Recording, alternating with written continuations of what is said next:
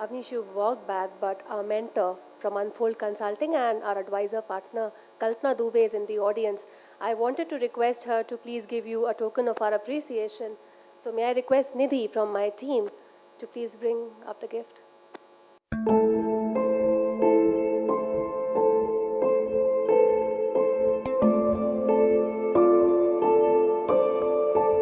May I request Janardhan's team to please set up the stage for the second panel discussion.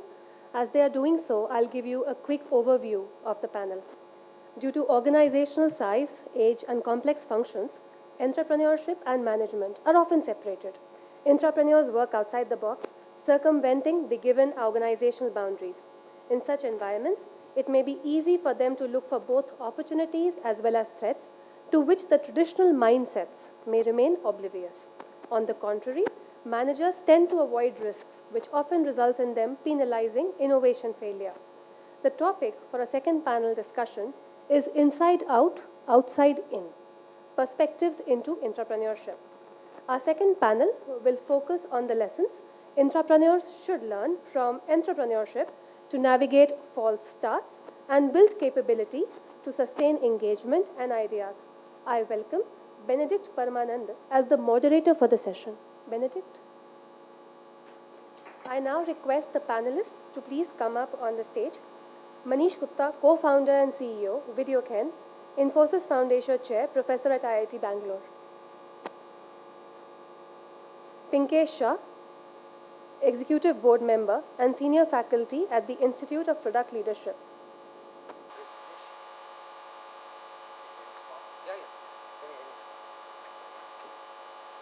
Manish Gupta. Okay. I'll announce the next name. Shoaib Ahmed, Chief Catalystor, former President at Tally. Simran Basin, co-founder at Bragg, former CMO at Wildcraft, former Head Marketing and Retail at Fast Track. Esteemed panel, more than esteemed, I think these guys have such world of rich experience, and I'm sure we are going to have a feast today. This is I would call it a stories session.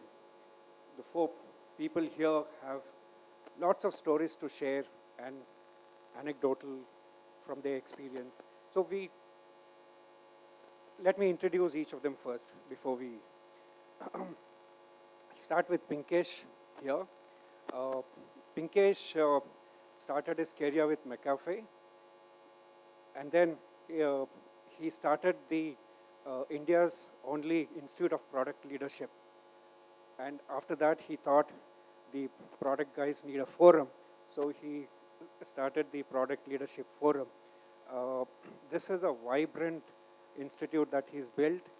When he started off with one college in Bangalore, now he has 9 of them, and he's rocking. Please welcome him with a big hand, please. Manish, I was looking at his bio. I wanted to edit it. It was 2 pages and I couldn't edit even a word. So he is a researcher par excellence. He started his career as an intern with Microsoft, worked at Xerox and IBM. He's got 15 patents to his credit.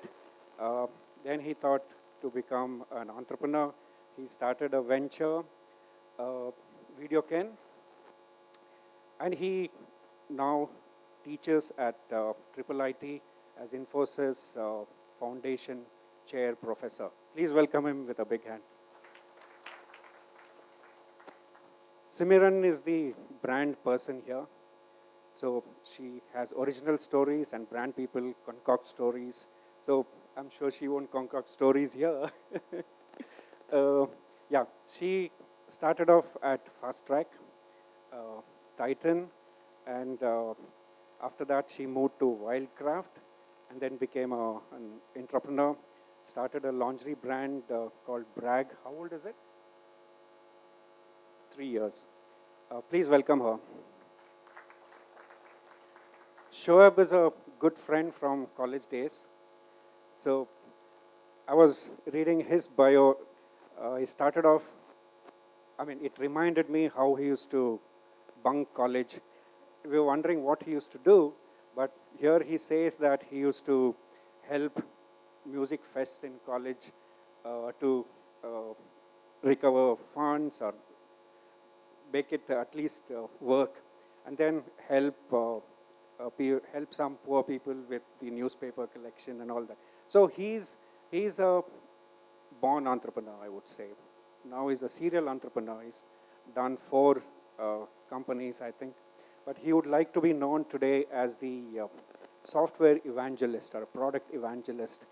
He one of the co-founders of iSpirit, which is really doing a great job. And they have something called Product Nation. So, friends, we have an eminent panel. Please welcome them with a big, big hand. So, whom do I start with? Pinkesh. It's easy to start from here.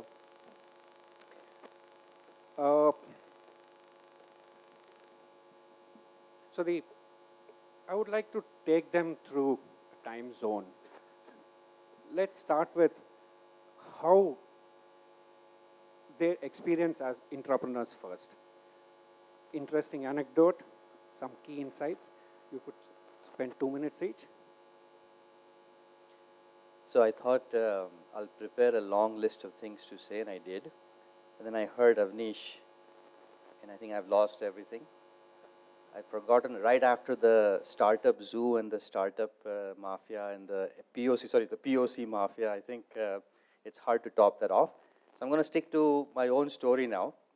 Hopefully take some Q&A and help you, perhaps answer some questions that may be on the minds of people here. So I'm a hardcore engineer. How many of you come from a technology or an engineering background, by the way? And it's always fun to ask this question in Bangalore, right? You're never alone. I was told, I live in Cupertino, but I travel to India quite often. And I was told you throw a stone at here 1 out of 2 times, it's going to fall on an engineer in Bangalore, right? So I'm a proud engineer, but I'm an accidental intrapreneur. So perhaps I'll tell you about that. About 13 years ago, my boss walks up. I'm working in Houston at this point, at a mid-sized company, about 300 people. And the CEO says, there are 3 of you who are engineering directors in this company, and I'd like to change your compensation plan. Now, generally, you don't listen to everything the boss has to say. Is that true, Avnish, by the way? But this is compensation stuff, right? So you now stop, put everything aside, and you listen. And here is the options that he rolls out. So option A, no change. You have a fixed component and you have a variable component, right? Many of you probably have a variable component if you guys are working somewhere. And sometimes you know the variable component is variable on so many things that you really don't even know, including the weather of Bangalore this last month. All kinds of factors go into it, right? So you really don't know what variable computation really works. But there is a variable. And the option B that he said, look, you know what? No variable tied to company's performance and only tied to the project that you are working on. So if the project that you are engineering and working on, if that product sells more, you get more. If it doesn't sell more, doesn't matter what the company did that quarter or not, you don't get any variable bonus. And I give you all the time to think about it. It was Friday afternoon. Take all the time. Monday morning, I need an answer. And long story short, 2 out of the 3 people who he offered and called us up, 2 of us took that opportunity. We thought, hey, look, it's crazy enough. Why not, give it a shot? And little did we know that day was the accidental intrapreneurial shift. Title didn't change, still director of engineering. Teams didn't change, business card didn't change, but everything changed from that day because the kind of conversations you would have with your team is all about, hey, why are we doing this feature again? Are we going to sell more?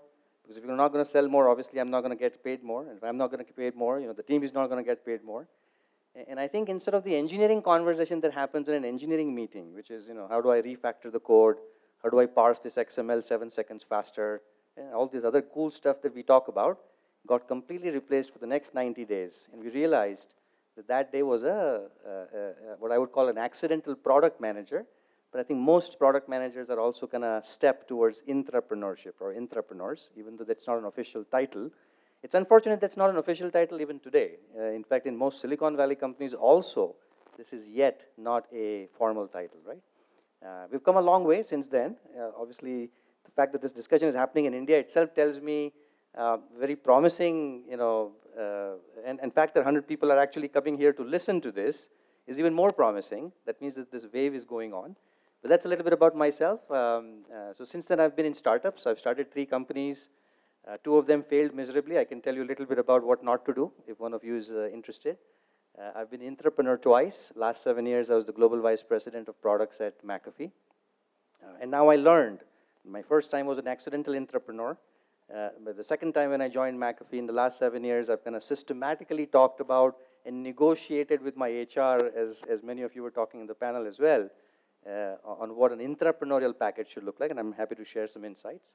So it's a little bit about myself. I passion for teaching, so I've now involved in the Institute of Product Leadership, and our stated goal is we want to create 10,000 intrapreneurs in India. Right? That's really our focus now. And happy to share some of those insights on what we've seen in the last 5 years now that we've started this. Yeah. Manish? Okay. So I'll also give you a story. Also started with my manager. I was working for IBM Research, Yorktown Heights, the famous Watson Research Center, on my annual vacation in India. And I got a call from my manager saying, Manish, Mark Sneer, who used to be my previous boss, is leaving IBM. And I said, so who's going to lead the Blue Gene project, which IBM had announced with huge fanfare, that we are going to build the world's fastest machine in a completely different manner, and so on. And he said, you. And I still remember, I couldn't sleep that night. I said, look, I'm a compiler researcher. I mean, Blue Gene, I'll have to handle all kinds of operating systems, message passing library, all kinds of things.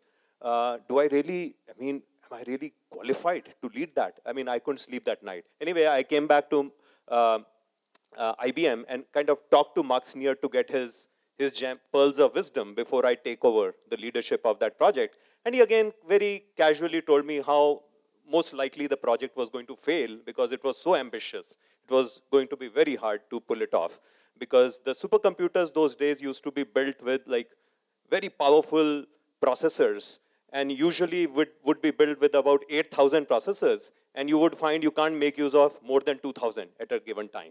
Whereas Blue Gene was going to have 128,000 processors, much higher than the supercomputers that were built during that era. And my job would be to lead the team that will make all of the software work. And so he said, it's fine, but it's going to be a fun project because it's very, very challenging and so on. And again, fast forward a few years later, there were lots of, again, these moments where kind of we were staring in the face of failures and so on, but we managed to pull this off. The machine became the fastest supercomputer, and the previous machine that it built, Blue Gene was consuming 100 times lower floor space, 100 times lower power than that other machine. And many years later, we got a National Medal of Technology from President Obama. So my learning from all of this was, which I always share with the teams that I have led, that every once in a while, please get out of your comfort zone and work on something that you think that maybe you think and maybe the rest of the world thinks is impossible. Because you might, if you plan well, if you work hard and kind of are creative and so on, you might just prove the world wrong and succeed. And even if you fail a few times, just 1 or 2 of these successes take you much further in your career, in kind of how you view yourself and so on, in the impact that you produce on the world, than 100 different incremental pieces of things that you might do. So every once in a while, so I always encourage researchers to think about what you want to be known for. Ultimately, you're not known in your career for a laundry list of 100 things. People, you yourselves, ultimately, and people remember you by a few of the top things that you did. So make them worthwhile. And don't be afraid of failing. So I told you about one success story. Maybe in the following question, I'll tell you about my failures as well.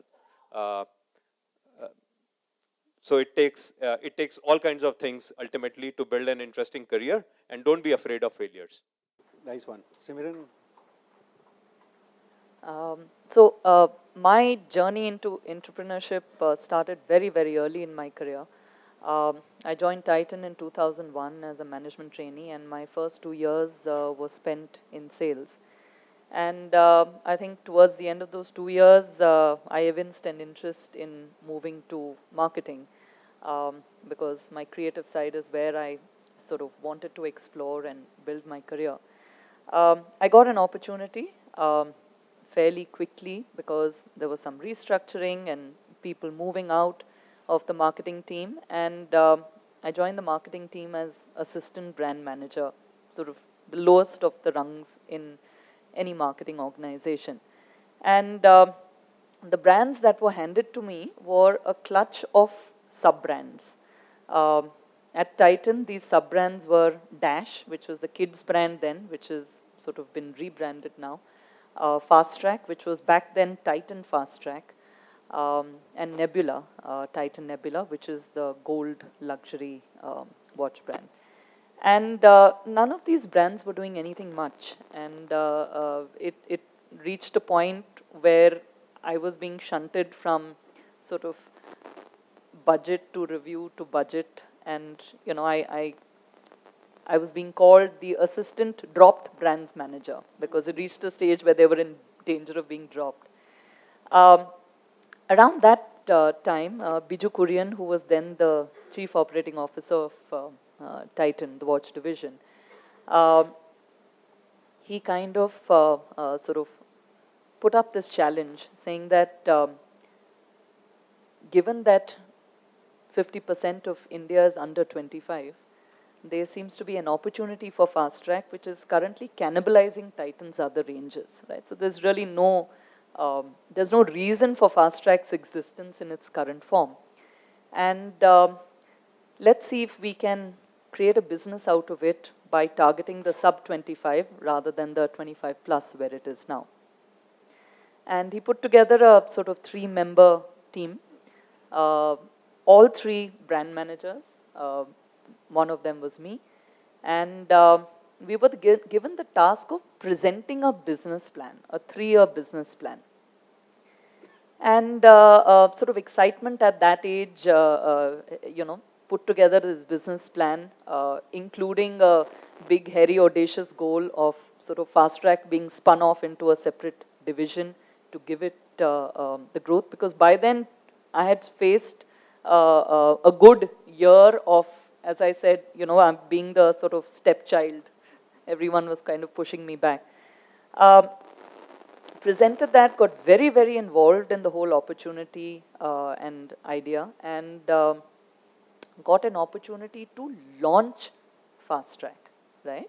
While the separate business unit and all of that was not spoken about, I remained in the watch division, so did Fast Track, and I started working on repositioning and overhauling the brand, right? Now, being the lowest of the rung, I didn't get anybody's time to guide me, right? I didn't even take up brand management in my in my post-graduation. So I was like, where do I begin, right? The head of marketing then, Manoj Tadipalli, I think perhaps did the best thing. While on one side, I couldn't get his time. On the other side, he handed me David Arker's book on building strong brands. And he said, this book will teach you and tell you everything that you need to do. And I started from there. I didn't have a single rupee. I managed to fight for a couple of lakhs to do research somewhere along the way. I must tell you, I'm extremely skeptical of research. Avnish sort of echoed similar thoughts back there while unveiling the brochure. But finally, Fast Track got launched, right? 2005, June. Overhauled the entire thing. Dropped every single watch that contributed to the entire 25 crore sale that was happening at that point of time. I had the sales team up in arms saying, how can you drop our bestsellers? I'm like, because the bestsellers are only contributing to 25 crores. Had fights with the factory because they said, we are a watch company, right? And you are putting a date window on your watch that is red in color. So nobody can see the date. They couldn't understand that I had briefed the design team that I don't want fast track watches to look like watches at all, because there are enough watch-looking watches that Titan and Sonata are doing. A lot of those challenges and barriers came up, but sort of powered through and was given the freedom, while a lot of my peer group were creating a lot of hurdles, fortunately for me, the senior management weren't, went ahead and launched the brand. Interestingly, it happened that, the next couple of months, the challenges continued to mount, and in a weak moment, I got an opportunity from Britannia and moved out. 6 months later, Fast Track was made into a separate division. There was an SBU head put in place, an entire team put in place, and I was called back to head marketing, right? That's when the entrepreneurial journey began. Because at some point, and I think Titan being Titan, decisions took, everyone had to mull over it and all of that. And there was no looking back then. I think it was not just me, it was the entire team below me and around me. We were all a bunch of youngsters, head of marketing. I was the youngest head of marketing because all the rest were 10 years plus, the heads of marketing of whether it was Titan, Tanishq, Sonata. The head of sales, we were all the same batch. We had absolute freshers below us. And nobody really bothered about what we were doing because we were inconsequential in Titan's scheme of things, right? And we had a head of, our business head was sort of equally experimentative. Firstly, he was the number 2 in finance for about 20 years in Titan, and they moved him to heading this brand, right? So we all learned together, and I think I started putting a lot of my ideas and dreams of what I would have loved as a teenager in college, right, into that. Did a lot of research, did product research, did, logo research. Every research came, and I didn't understand why research was telling me this will not work, that will not work, go back to the drawing board. But Titan being Titan sort of heard me out and my colleagues out when we said, no, we must go ahead with this because this research is picking up the wrong things. And that was fortunate because I was part of every single day of that research with the so-called biggest research companies in this country, right? But somehow they were all going by this textbook, right? Ask a consumer a question, note down the answer. No one was observing and understanding what was the body language and what was happening and what was the context in which people were responding to the questions, right? So to cut a long story short, we went ahead and launched with 100 new watches that research told us every one of them will bomb. We went ahead and launched with a logo that everybody at that point of time, including the senior management, said, this is not the best logo of the ones you have. And the rest is history. Over the next 11 years that I headed marketing, Fast Track became from 25 crores an 800 crore behemoth. I think it was a series of every year a new business being created under Fast Track. So from watches, there was sunglasses, bags, belts, wallets. When we had all these categories, I had a dream, and I had presented as part of the business plan 3 years earlier that I wanted to have a Fast Track store. And of course, impractical me, a Fast Track store that will be a part store and a part cafe. So a cafe coffee day meets sort of Swatch, if you would have it. That was thrown out of the window, and I'm glad it was thrown out of the window, one of the several ideas that didn't see the light of day. But in 2009, what did see the light of day was the first Fast Track store, and an opportunity that I got as the first ever marketing head to head a retail chain, right? I had no clue where to begin, right? From identifying which location on which high street should be the stores to putting together, the freedom was given because at that point of time, whatever failure we had would still not affect the fortunes of the company, right? I heard Avnish talk about the fact that dissent is one of the things. We didn't realize as a team we were dissenting, right? But we started hearing murmurs that this team seems to be doing their own thing irrespective of what the organization has taught it. But that dissent created a passion in us to build a business, and a profitable business, as profitable as the parent brand of Titan, that would earn its reason to exist. Otherwise, once again, this would be a brand that tried many things and failed. Thanks, So Sumita. that really is where the story... Reverting story, I do have a pair of fast track glasses. Over to Shoaib. Yeah, thanks, Benedict. So, like Benedict clarified, we were both classmates in college. So that meant that we were not qualified for too much in life. I didn't get a job, and I did what all of us here are capable of doing very well, which is being an entrepreneur. Thankfully, we were not qualified, Benedict. So life started as an entrepreneur. Pretty much till my company got merged with Tally Solutions. And at that point in time, the world thought that, look, I should take my money and leave because, hey, you're not going to survive in this company. What are you going to do there? Right? So the first 6 months were the honeymoon period, and it was good fun to sit in the meetings, watch what's happening, and actually play boardroom stuff, politics maybe, may not be. But then there was a very eventful conversation, Benedict, which happened when Mr. Bharat Goenka called me and said, hey, Shoaib, I think that you need to take a little bit more ownership of what's happening in Delhi. So I looked at him, I said, but you own the company. And I genuinely said that. I said, look, what do you want me to own? I merged my company, and you tell me what to do, and I'll get it done. Pretty much what everybody, the 800 other guys in the company, were doing in the company anyways. And I thought for myself that here the equity is his. I've led all my life where equity was mine. And I'm looking at a good corporate life now. I mean, money's in the bank, a good salary looking ahead, there's holidays up and grab. Who the hell wants to take? Yeah, sure. I mean, we worked hard for 5 days a week, and we deserve the Saturday, Sunday off, right? So, and here's the gentleman asking me to take ownership.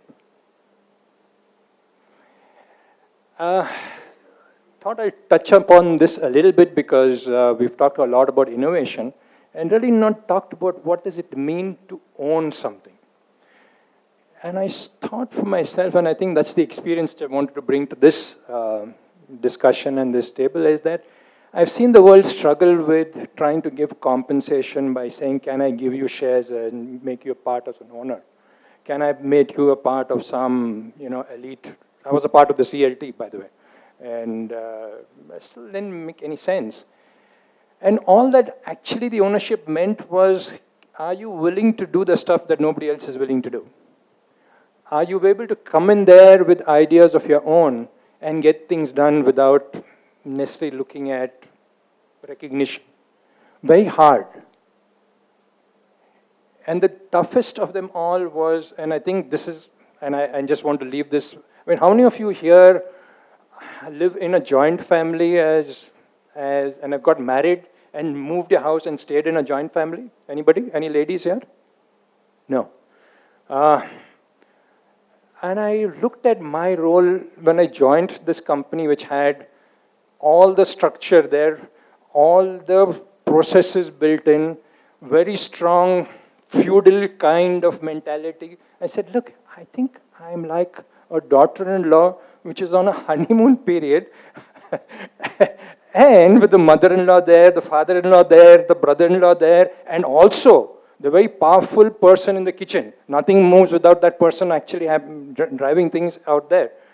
These are the loyal old folks in the company.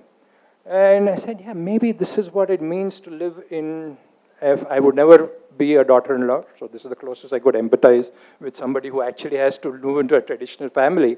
And also visualize that how the daughter-in-law at one point in time, by taking up tasks which are hard to do without budget. Remember, the daughter-in-law never gets access to money.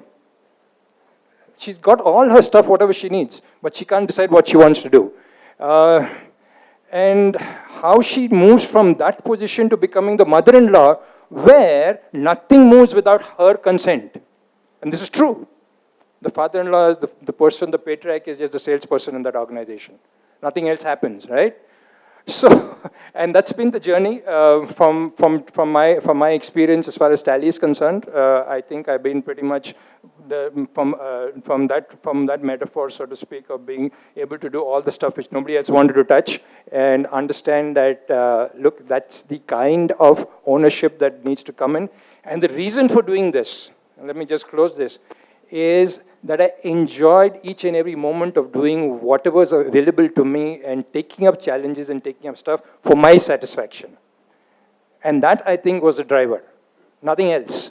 And as long as you look at folks who can actually do this, and you can see this across any task which you can see the bottommost in your organization, a person who takes ownership for whatever he's doing, if it's cleaning the floor, managing small stuff in the organization, that person actually brings value. And that's the thing which I'd like to bring to the table. Great. So we had 4 amazing stories. I've been told that we have 15 minutes. So I have a list of questions which I don't want to monopolize on questions. So let me throw it open to the audience, and they are here for you to answer. Can you pass the mics around?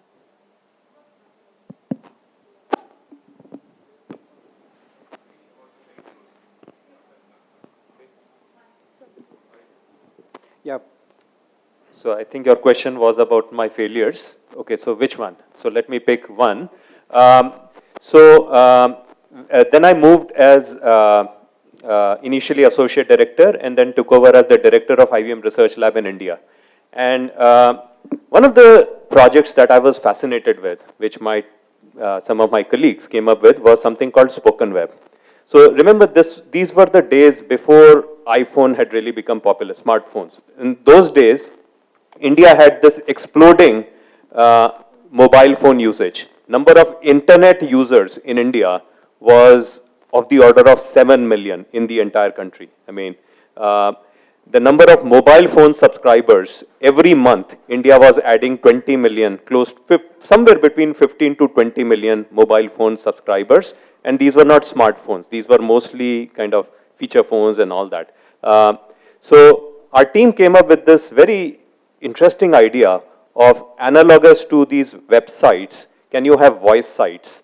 And just like, so whatever you do with a website, you could do on a voice site by interacting with it through voice commands or keys on your phone. And just like you can go from one website to another, you could go from one voice site to another through this protocol that they call HSTP, Hyper Speech Transfer Protocol, analogous to HTTP, underlying the normal web.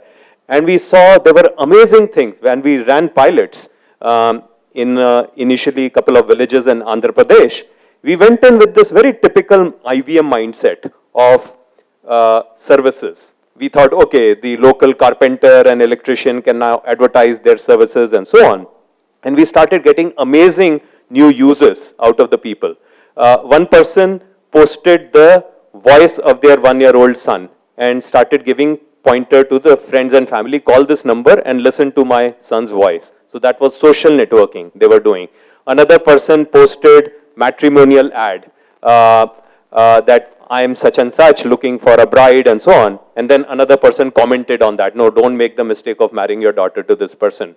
So there were all kinds of, another person posted his election speech. And as we took these new use cases that we were seeing these villagers come up with, that none of the PhDs in our lab were even thinking about, it was those business cases that got some of the telecom companies excited about certain value-added services that you could launch. And that, I would say, was were we able to really launch a successful product and kind of monetize this? That's where we failed miserably. In hindsight, there are many, many reasons why that happened. But one of the major issues we were dealing with was, what we were trying to do was simply incompatible with the typical business model of our parent corporation. IBM was in the services business.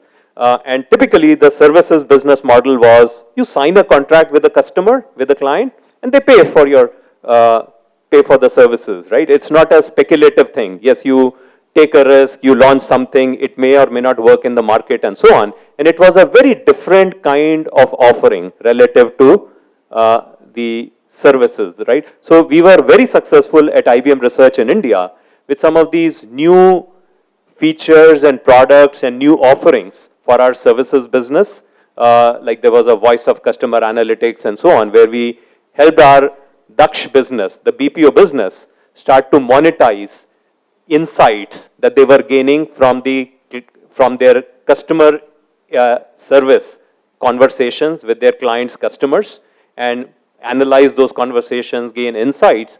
So those kinds of things which were very consistent with the business model were highly successful, but completely new offerings like the spoken web, it took us a year to finally get permission from the services business group, because ultimately a business group had to own this. It took us a year to get their approval for the investments that were needed. And during that year, everything changed in the market around us. The entire management changed in that telecom company that wanted to launch these services changed. And the entire focus of the telecom industry started switching from voice to data as they were looking at 3G, and smartphones were becoming popular and so on. So we failed miserably commercially on this, but it was a very, very interesting idea. Thanks, Manish. Any more questions?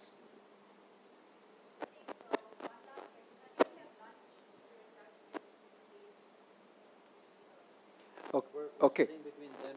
Yeah. So, yeah, I have a question which I can't resist asking. One thing common among the four is that they are really trying to teach or convey all their learnings through either in institute or Manish in the university, Shoaib and in their as evangelists or yeah. So what does it take to teach what you've learned quickly, each of you? Okay, you want me to go?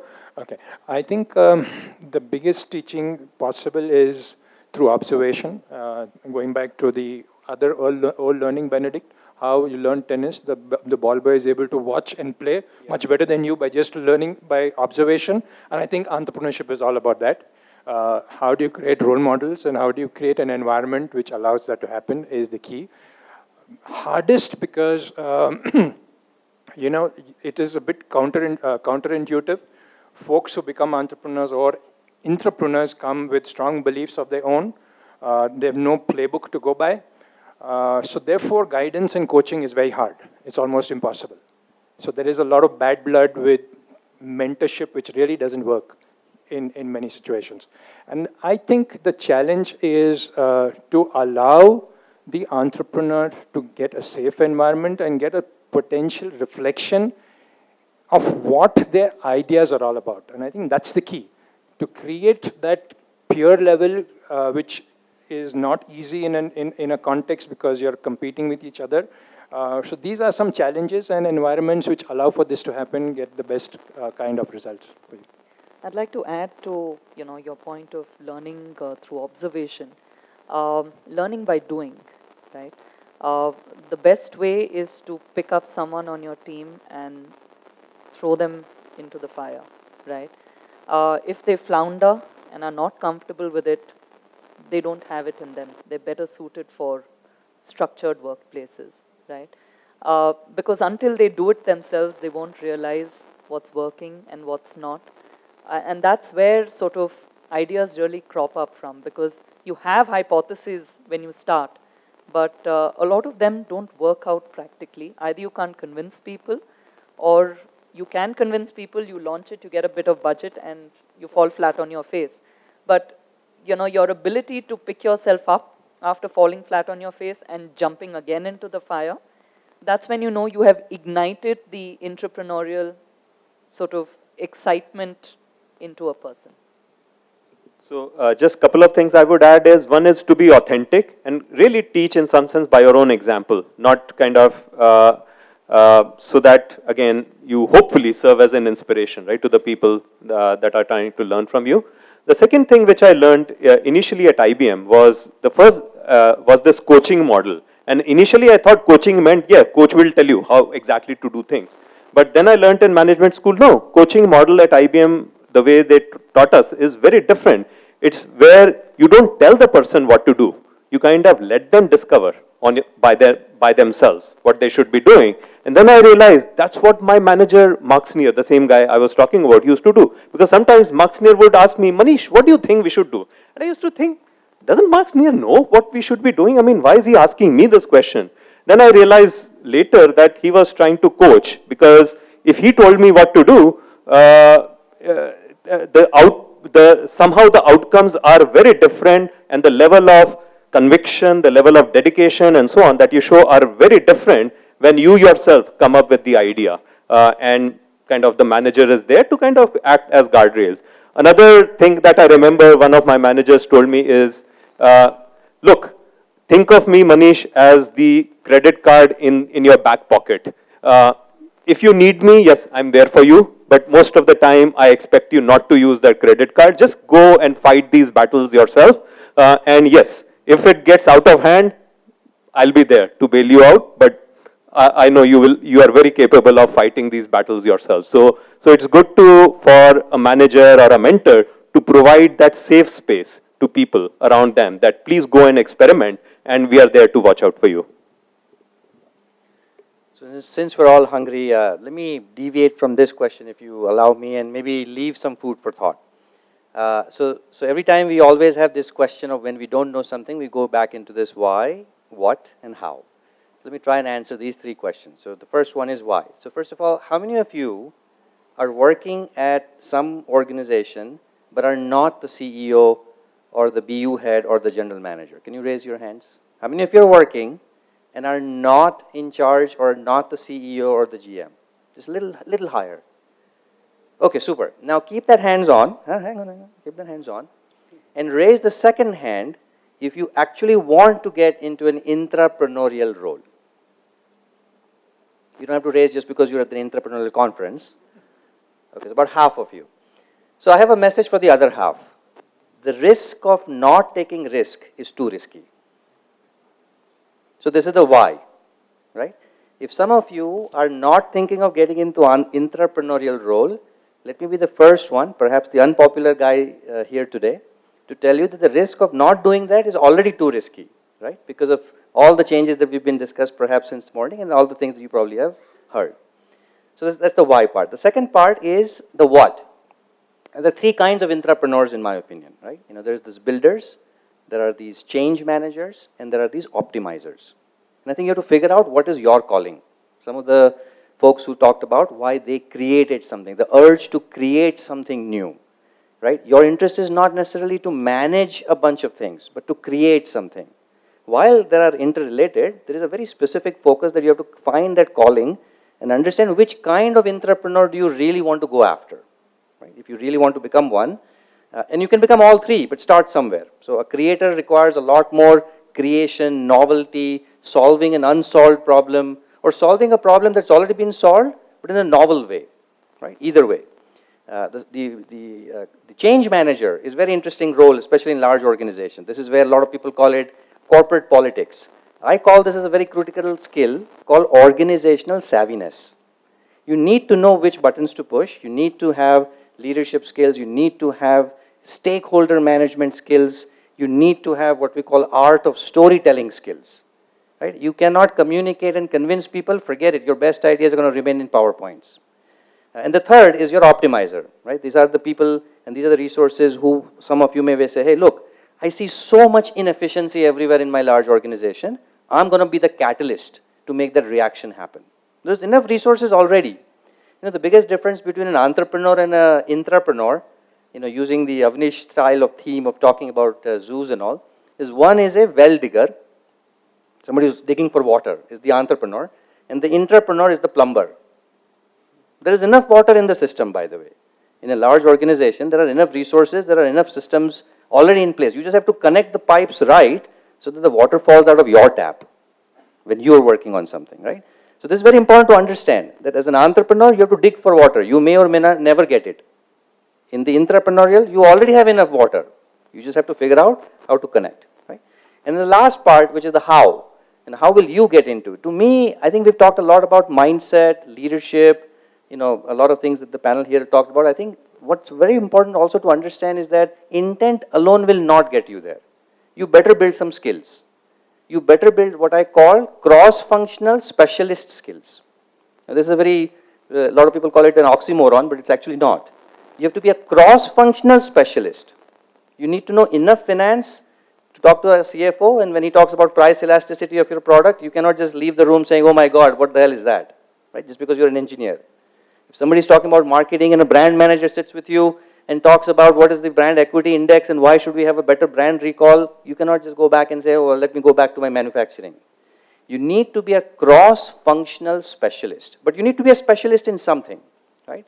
So to me, there are 5 factors on how you get there, which is the market analysis, strategic planning, product planning, sales enablement, go-to-market. There are lots of literature, lots of good infographics available.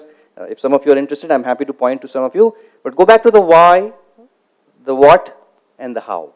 To me, I think those are very important things that one has to really ask for as you decide to go in this journey. And it's not for everyone. I think as many people have scared you already. Let me be the next one to be also add to that. It's not for everyone. But I'll tell you, it is too risky to not take that risk.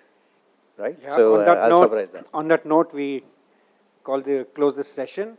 All the best to our panelists in their future endeavors, and thank you, audience, for being such a good audience. Thank you. Yeah. Let's give a token of our appreciation to the panelists. Yeah, some token of appreciation by who was. Please. We would request, yes.